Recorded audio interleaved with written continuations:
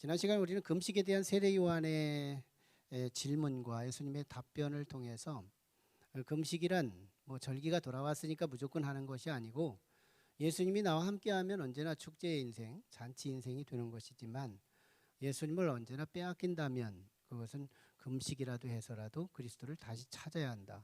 이 개념의 금식론을 함께 나눴어요. 이제 예수님은 오늘 18절에서 34절까지 앞으로 전개될 여러 이야기, 치유 기사들이 나오지만 치유 기사의 얘기보다는 예수 그리스도의 왕적 권능, 예수님의 그 사역에 대해서 쭉 전개될 텐데요. 그 중에서 오늘 첫 번째 이제 메시지인 예수님께서 한 관원장, 즉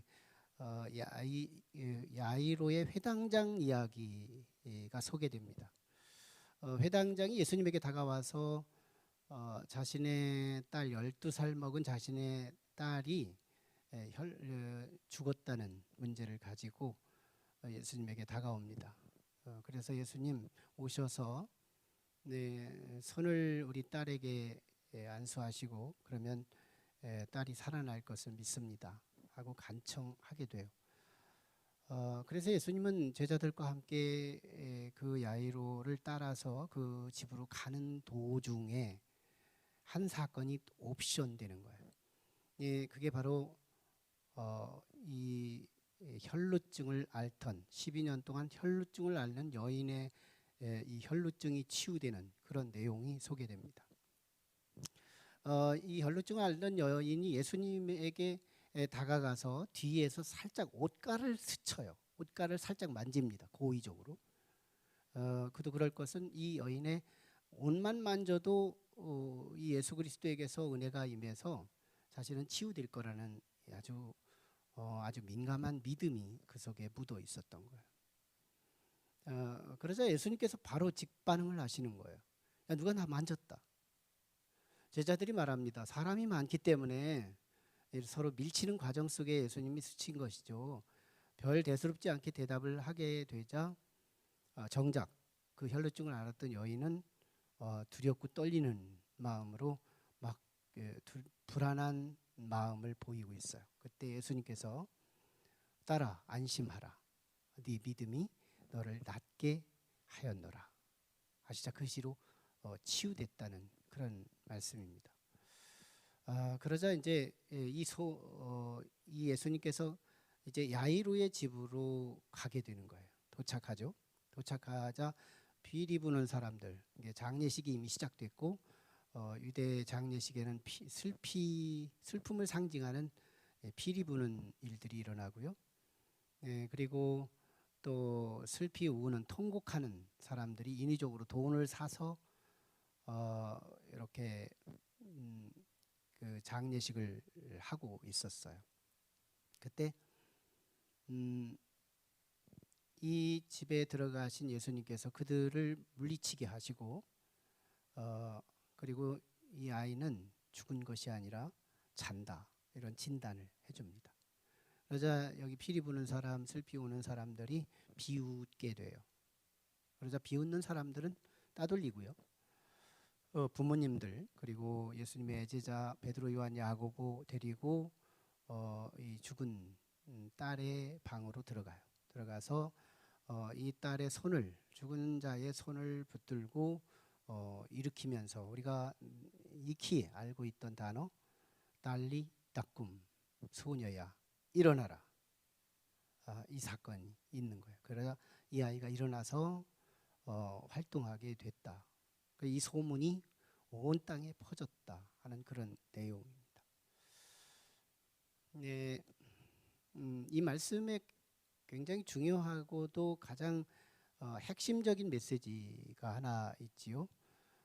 두 개의 절망적인 사건이 예수 그리스도의 왕적 권능의 영향하에 둘 다 해결됐다는, 둘 다 문제가 해결되고 살아나고 치유됐다는 그런 내용이에요.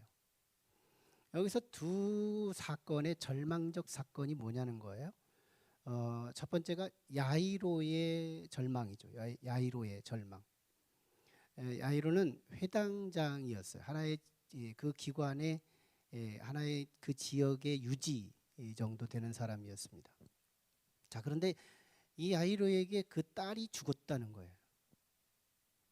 여러분, 이 죽음이라는 것은 우리가 일상 속에서 이웃의 죽음을 늘 경험하고 보지만, 그래서 나의 죽음도 예단하는 거지만, 이 죽음이라고 하는 것은 속수무책인 거예요. 의사도 어쩌지 못해요. 본인도 어쩌지 못해요. 가족도 어쩌지 못해요. 죽음 앞에서 누가 당길 수가 없어요. 죽음은 뭘 상징할까요? 인간의 절망입니다. 인간은 죽음 앞에서 어쩌지를 못해요. 이 죽음 문제를 어떻게 해요? 이 사망이라고 하는 것은 이게 속수무책인 거예요. 죽음이 우리를 삼킬 때 보면 우리는 안 죽고 싶어도 소용없는 거예요. 이게 절망이에요. 또 하나는 혈루병을 앓는 12년 동안 혈루병을 앓았던 이 여인의 절망입니다. 사실은 병이 중요하지만 병보다 더 중요한 것이 병력입니다. 병이 얼마나 오래된 거냐. 심지어는 다른 복음서를 통해 공간 복음에 함께 보면 이 혈루병을 앓는 이 여인의 정도는 많은 의사들에게 다니면서 용하다는 의사들을 다 쫓아갔는데 그들의 성적 희롱을 당하면서 고통을 당했다고 표현해요. 그리고 그 과정에서 많은 돈을 허비했다고 표현합니다. 그래서 아무에게도 이 치유를 받지 못했다고 표현하면서 아주 절망적 상황을 이 공간복음에서는 그대로 드러내줘요. 절망적이다. 이 세상에 어떤 의사도 치유할 수 없는, 자신의 어떤 생활의 변화도 치유할 수 없는 이 불치의 영역, 절망적이었어요. 이 절망적인 영역이 예수 그리스도의 왕적 권능과 만나면서 왕적 권능, 이게 회복됐다는 말씀이거든요.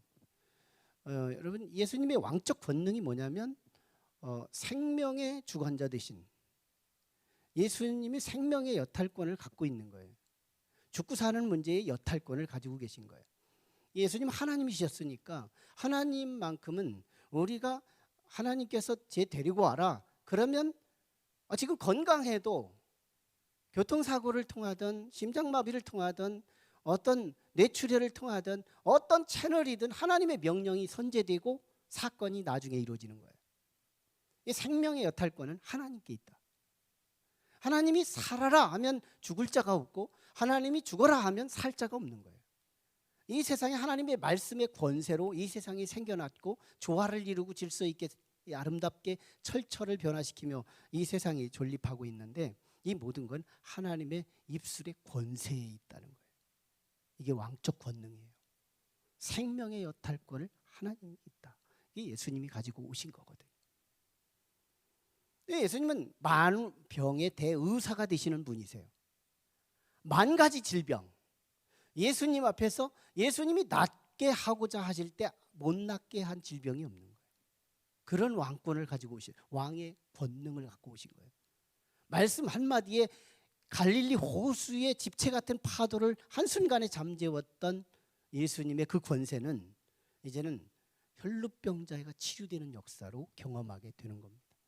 이게 예수 그리스도 안에 약속된 왕의 권능이에요.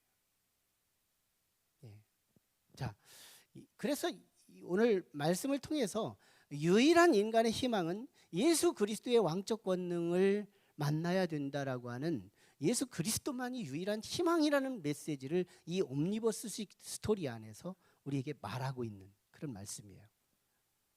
오직 예수 그리스도의 왕적 권능, 거기에 우리는 누구나 유일한 희망이다. 여러분, 뭐 죽고 사는 문제가 아니고 돈 조금 더 있느냐 덜 있느냐의 문제는 우리의 땀의 문제예요.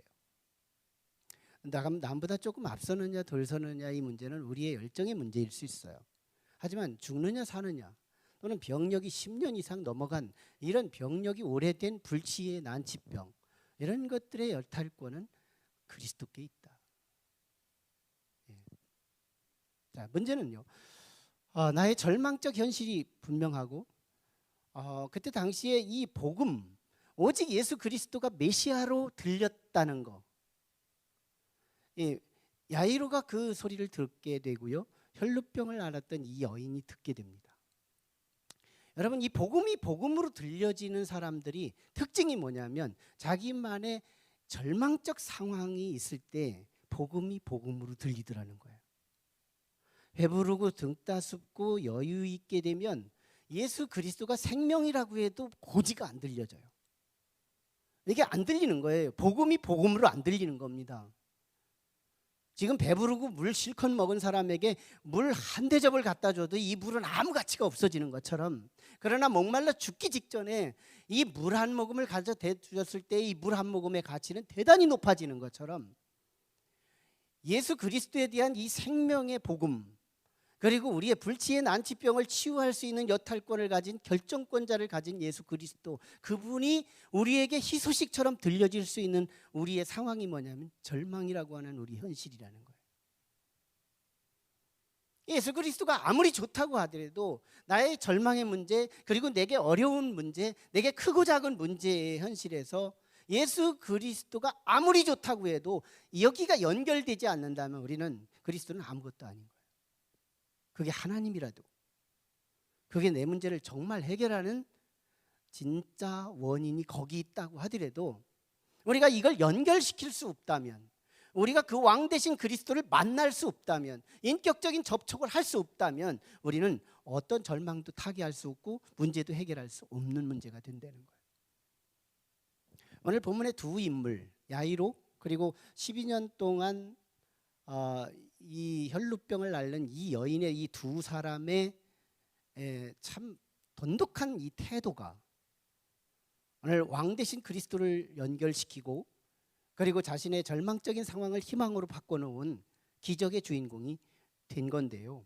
두 사람의 태도가 한 자리에서 만나는 거예요. 먼저 야이로의 태도를 봅니다. 야이로는 지방 유지였어요. 지방의 지도자급이에요. 자, 그런데 당시에 예수님, 지금 오늘 본문의 이 시점에는 적어도 산헤드린 공회, 바리새인들, 서기관들, 사두개인들, 율법사들, 이 모든 사람들이 예수를 다 싫어하고 있었어요. 예수라고 하는 사람을 싫어하고 있었을 시점이에요. 미워하고 어떻게 하면 죽일까 이러고 있을 시점입니다. 그때 한 지도자가 거기에 합류했다면, 예수님에게 합류했다면 이는 지도자의 자리에서 박탈될 수도 있고 유대의 종교 사회 속에서 소외될 수가 있는, 사장될 수가 있는, 사업도 안 되는 그런 문제까지 치명적으로 와요. 그때 이 야이로는 그럼에도 불구하고 그는 예수 그리스도에게 가서요, 그 발 앞에 엎드립니다. 그리고 무릎을 꿇여요. 그리고 그분에게 절하고요. 그리고 그분에게 간청하며 기도합니다. 간청해요. 뭐 그뿐인가요? 오늘 이 혈루증을 앓는 이 여인도 같은 자리에서 만나요. 볼까요? 이는 정말 절박한 상황이었어요. 보통 사람이 이 골수에서 혈액이 생성이 되고, 그래서 우리에게 필요한 건강한 생활을 하기에 필요한 혈량이 있는데, 이 혈량에서 20%가 빠져나가면 생명의 위협이 오고 30% 정도가 빠져나가면 죽게 된다는 개념이에요. 근데 20%까지는 아닐지라도 거의 10% 이상 이 정도의 혈 유출이 되다 보니까 이게 얼굴이 벌써 하얀해지는 거예요. 너무너무 혈색이 없고 하얀 모습. 그러니까 신체 바이오 리듬도 깨졌으니까 생활의 기쁨도 즐거움도 없는 거죠. 이런 절망적인 상황. 그런데도요, 이는 사실은 이 혈루병이라는 자체가 레위기 15장에 보면 이 부정 개념, 부정적인 병으로 법으로 규정이 돼요. 그래서 건강한 사람에게 접촉할 수가 없는 거예요. 근데 건강한 사람에게 접촉해서 접촉된 사람도 부정한 대상이 돼버려가지고 유대 사회 속에서 이런 혈류병에 걸린 사람이라면 정상인하고 접촉을 말하지 않고 의도적으로 접촉했을 때 이게 발각되면 결국은 법에 의해서 사형을 당하는 그런 어려움까지 직면합니다. 무슨 말이에요? 이 여인은 생명을 걸고 예수님에게 다가갔다는 거예요. 두 사람의 공통점이 있습니다. 뭘까요? 자신의 어떤 사회적인 이 사장의 문제를 불사하고 예수님에게 가서 납작 엎드리며 간절히 기도하는 야이로의 문제와 이 혈루병자가 예수님에게 가서 뒤에 옷깃 살짝 스치기만 해도 나을 거라고 하는 이 그 여인의 마음, 그게 뭐예요? 간절함인 거예요. 간절함인 거예요. 이 두 사람의 이 간절함에서 공통점으로 우리에게 보여주고 있는 거예요. 분명히 예수 그리스도를 믿어야 합니다. 믿음은 믿음이에요. 믿음은 믿음인데 이 믿음에 수식되는 단어가 하나 있으니 그게 뭐예요? 간절한 믿음이라. 여기서 우리는 복음을 들어야 돼요. 어쩌면 이 말씀은 우리에게 한 주간 동안의 묵상의 말씀이 아니에요. 우리 신앙생활의 모든 여정, 이 세상을 떠나는 그날까지 오늘 이 말씀은 우리의 시금석이 되어야 하고 마음에 깊게 새겨야 할 진리예요. 예. 믿음이 무슨 믿음? 간절한 믿음. 강도가 좀 센 거예요. 간절한 믿음입니다. 여러분, 하나님은 간절한 자의 하나님이세요. 여러분, 우리의 이웃은 누군지 알아요? 간절한 자의 이웃입니다. 하나님도 그렇고요, 사람도 그래요. 이 진리를 안다면 왜 저 사람은 되고 나는 안 될까? 따지고 보면 간절함에 있습니다. 안 따지면 행운 같아요. 운이 없고 운이 있구로 보이게 되죠. 근데 면밀하게 따져보면 간절함의 유무에 있습니다. 하나님도 그렇고 사람도 그래요. 오늘 이 간절함의 기름 부음이 오늘 우리에게 있어지기를 원합니다. 우리는 많은 삶 속에서 선택을 하고 살아가요. 내가 선택한 부분에 이 간절함이 투여될 수 있다면, 간절함이 적용될 수 있다면 그런 어떤 영역이든 실패는 없다는 거예요.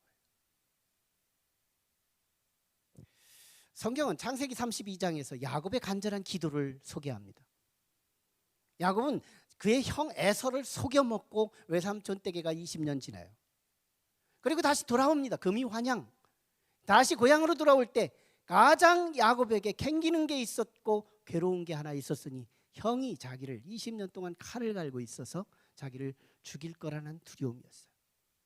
그래서 야곱이 선택한 건 야복강에서 간절히 뭐 했어요? 기도합니다.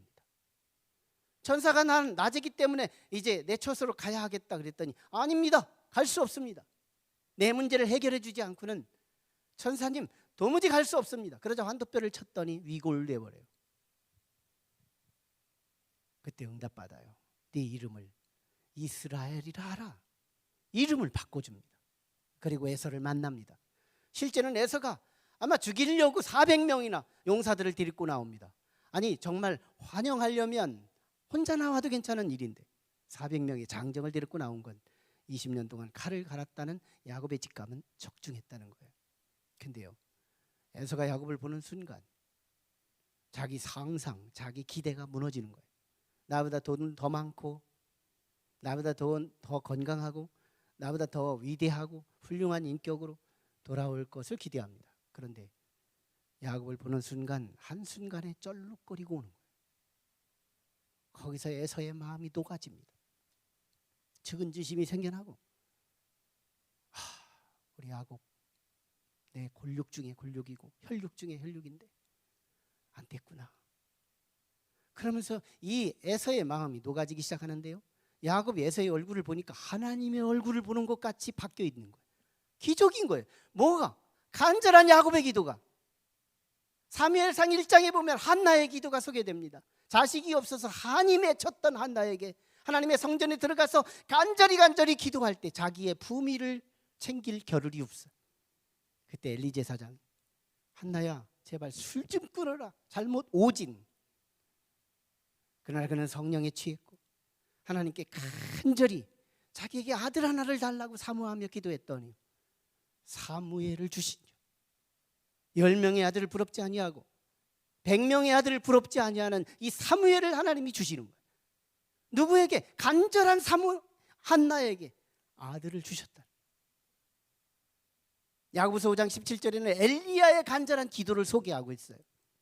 열왕기상 18장의 근거에서 신약에서 해석해 주는 엘리야의 열정, 그런 갈멜산에서 여호와 하나님의 대표자 되는 선지자 하나가 되고 바알 선지자, 아세라 목상의 선지자는 우상 선지자의 800명과 800대 1로 대결을 합니다.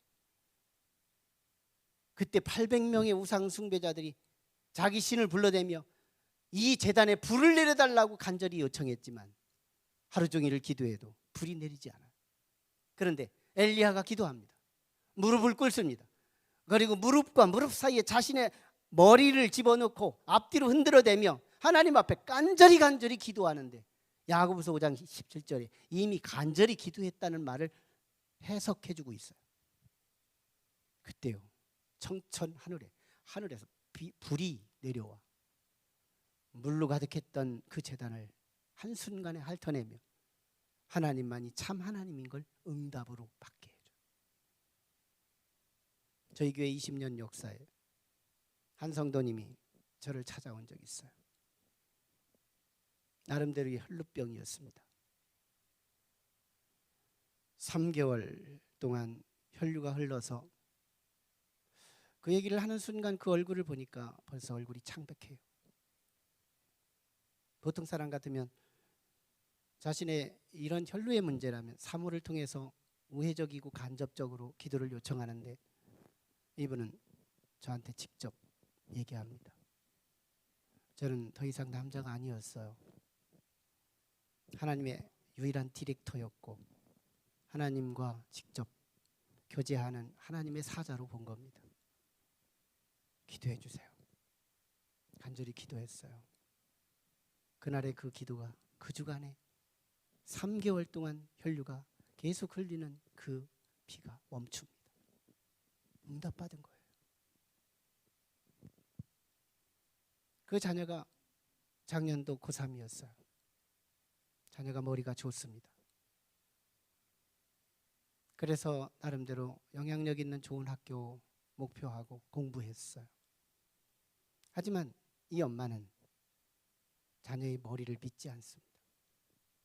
머리가 좋은 걸 알아요. 엄마 아빠가 서로 머리가 좋으니까 자식이 머리가 좋은 건 자명하고 지금까지 공부한 것을 보면 머리가 좋아서 공부를 잘해요.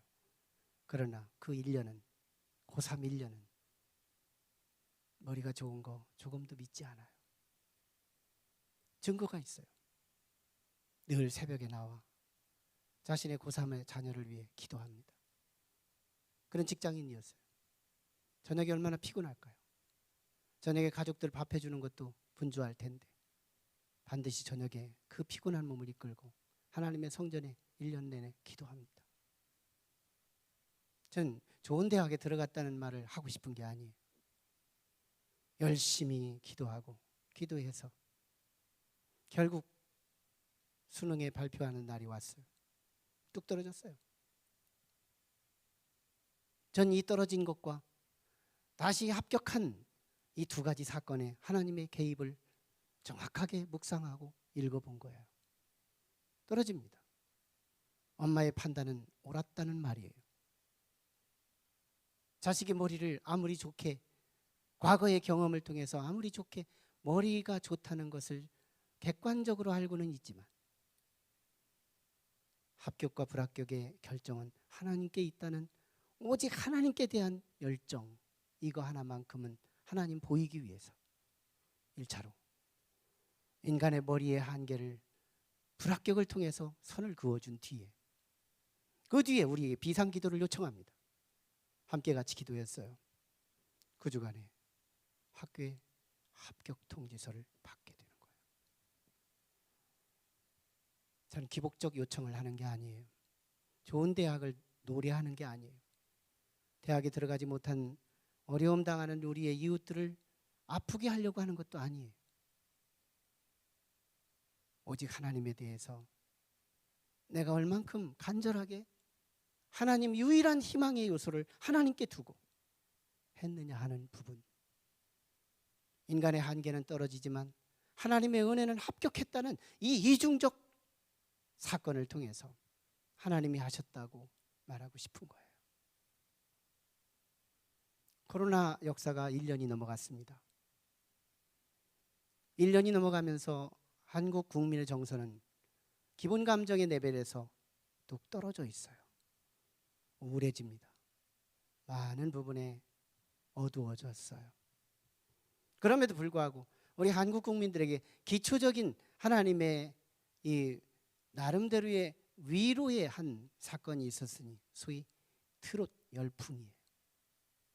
미스 트롯으로 시작하여 미스터 트롯, 그리고 다시 제2회의 미스 트롯으로 지금 연장이 되고 있는데 그 열정이 식어지지를 않아요. 이 트롯 열풍에는 이 경쟁 속에서 데스매치라는 시간이 있어요. 두 사람이 나와서 같이 경쟁을 해서 하나는 아무리 잘해도 떨어지면 집에 가야 되는 거고, 거기서 합격하면 다음 기회로 올라가는 거예요. 그때요.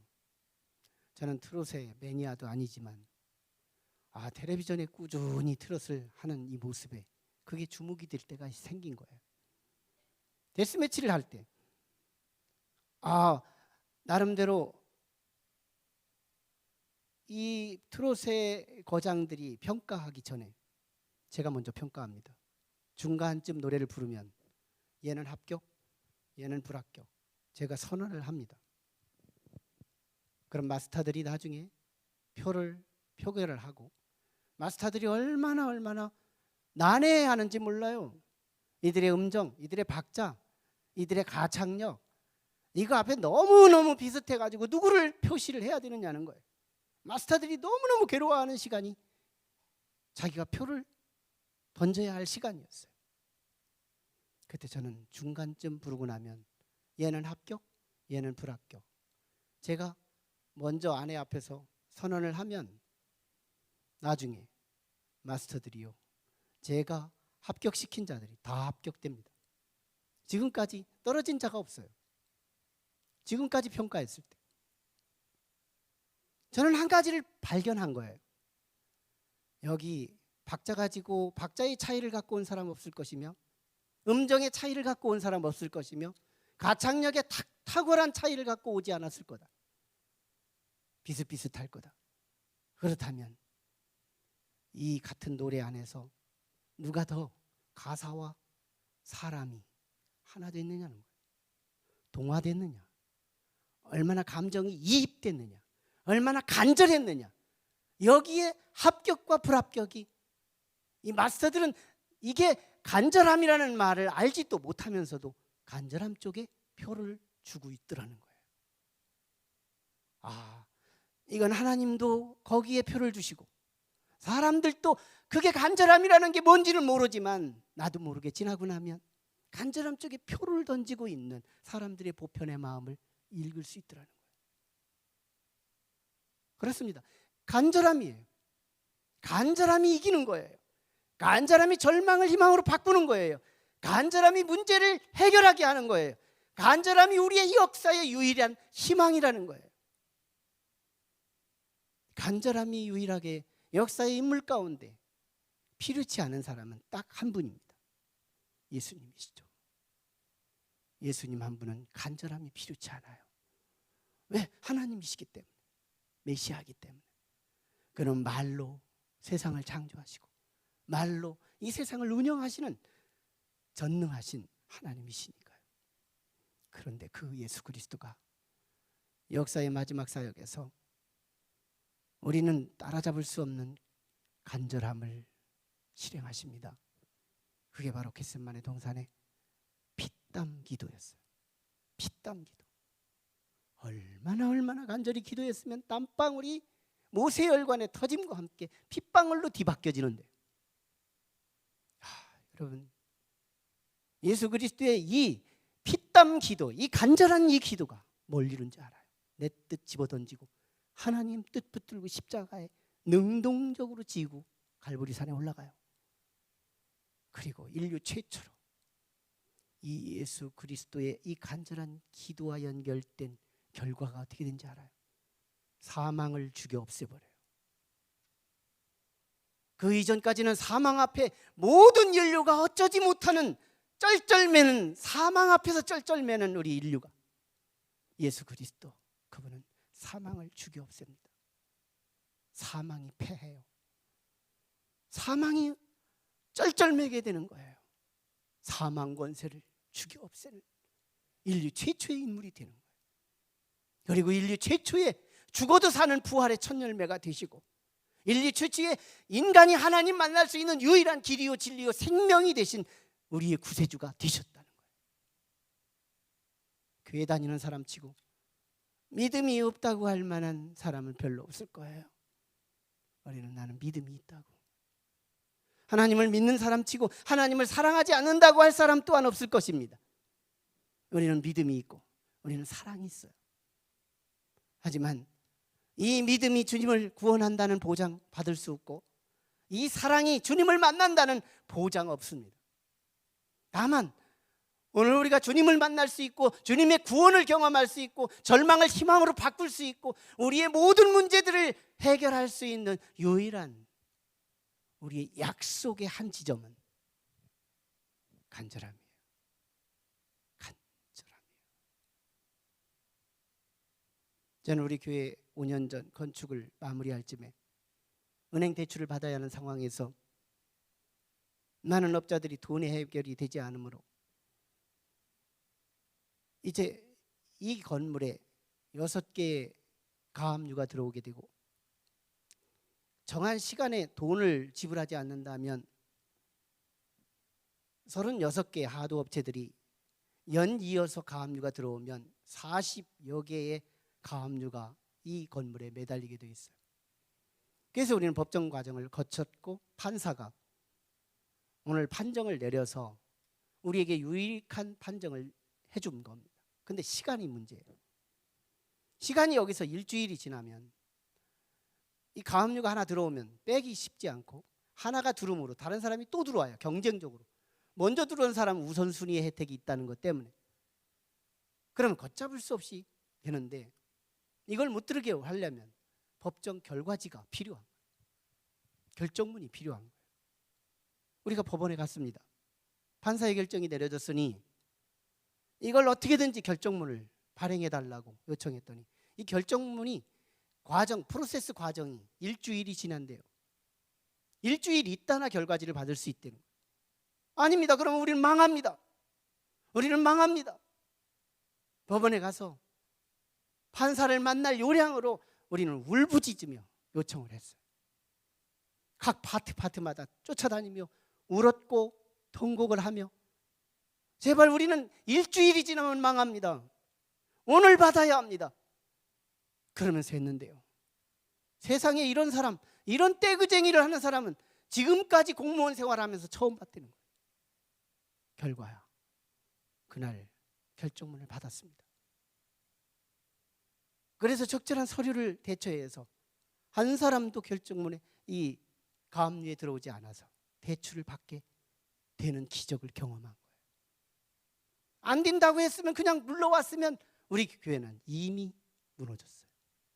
그런데도 간절히 간청하며 판사의 결정문을 오늘 받고자 했더니 오늘 받아낼 수 있는 이 간절함이 모든 문제를 이기더라. 간절함은 우리 인생의 비밀이고, 간절함은 그것을 사업하는 사람이 간절한 사업으로 연결할 수 있다면 그 사업은 100분의 1 확률 시대에 그 사람은 성공할 거라고 믿어요. 간절함이 중요해요.